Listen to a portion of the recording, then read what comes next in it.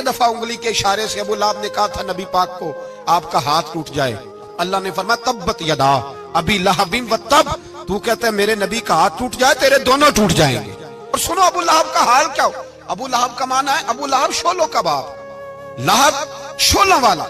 کیا مطلب؟ ابو لہب اتنا حسین و جمیل تھا کہ اس کے جو رخسار تھے شولوں کی طرح چمکا کرتے، اتنا خوبصورت تھا، لال سرخ رنگ تھا، خوبصورت آدمی۔ عرب میں جب غربت تھی تو اس کے گھر میں اس وقت بھی 2 اینٹیں سونے کی تھی، اتنا مالدار آدمی اور سردار تھا سارے مکے کا۔ لیکن نبی پاک کی بے ادبی کی، تمہیں پتہ ہی نہیں کہ رب دنیا میں سب سے زیادہ ناراض ہی اس سے ہے جو اس کے رسول کا بے ادب ہے، سب سے زیادہ ناراض ہی اسی سے۔ ابو لہب نہ گیا بدر کے موقع پر، ڈر گیا، کہنے لگا میں نے نہیں جانا، مکے میں رہ گیا، نہ گیا جہاد کے لیے، مسلمانوں کے خلاف نہ نکلا۔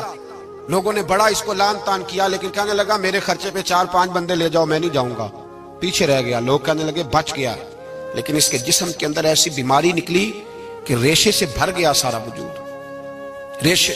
اس کے بچوں نے لے جا کے ابو لہب کو پیچھے ایک حویلی تھی مکے کے باہر، اس میں بند کر دیا، چیختا تھا، چلاتا تھا، بند کر دیا اس کو لے جا کے وہاں پیچھے۔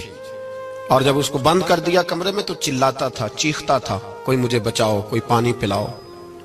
دروازہ توڑ کے باہر نکلا تو چوک میں مر گیا ابو لہب، اتنی بدبو آتی تھی کہ کوئی قریب نہیں جاتا تھا۔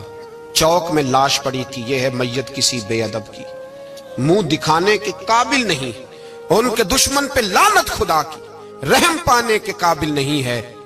چوک میں لاش پڑی ہے، تبت یدا ابی لہب و تب، چوک میں پڑی ہوئی ہے، کوئی قریب نہیں جاتا۔ اس کے بیٹوں سے لوگ جا کے کہنے لگے تمہارا باپ تھا، شرم کرو۔ ایک ملازم کو پیسے دیے اس کے بیٹے نے، کہا گڑھا کھودو اور میرے باپ کو رسی کے ساتھ پکڑ کے اس میں پھینک دو۔ ایک گڑھا کھودا مکے کی گلی میں اور رسی کے ساتھ پکڑ کر، رسی کے ساتھ باندھ کر اس کی ٹانگ کو گھسیٹ کر اس گڑھے میں ڈال دیا، اوپر سے مٹی ڈال دی، بدبو کا وہ ڈھیر بند کر دیا۔ ابو لہب مکے کا سردار تھا، پر جانے کہاں مردود دفن ہے۔ لیکن میانی صاحب کے قبرستان میں جاؤ، میانی صاحب کے قبرستان میں وہ علم الدین جسے اپنا نام بھی نہیں لکھنا آتا تھا، ہزاروں لوگ روزانہ اس کی قبر پہ کھڑے ہوتے ہیں اور رسول اللہ کی نعتیں سناتے ہیں۔